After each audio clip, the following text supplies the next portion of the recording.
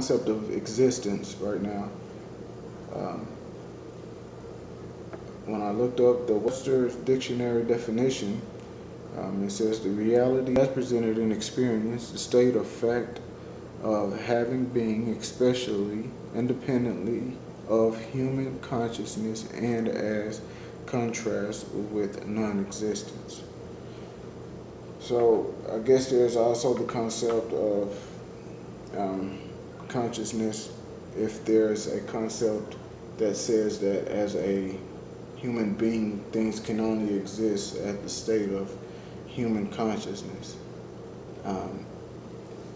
And I'm not really sure if that's really true, but to a certain extent, as if we're going off of definition, I think that's the basic premises of education, the things that we always, why we have the system that we exist in and things of that nature.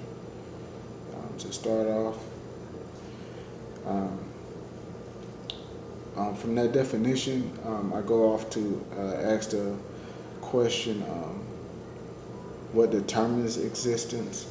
And from the definition, there's a sense of consciousness.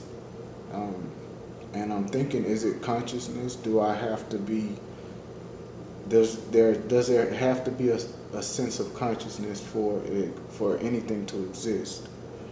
So awareness, do I have to be aware of something to exist? Does it take a multitude of people for something to exist? Or can it exist by itself, alone, without the awareness of an outside individual? So then, if that's the case, what ends existence? Does existence end with the concept of a final ending of something of that nature, or is existence a concept of a continuum in eternity or infinity, that once something has existed in one point in time, that it exists for all of eternity?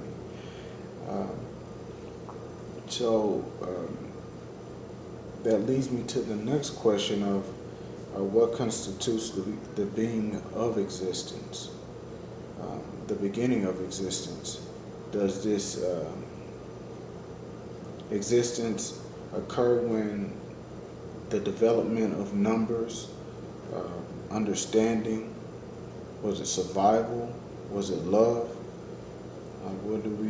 Why do we exist in the first place? I guess that's the whole concept of religion. Like, as far as numbers, was there as far as Big Bang, was there the concept of just a conscious thought of one entity or one quantity of items or elements that created one conscious effort to understand something? Or is this, there's a lot of questions, I guess.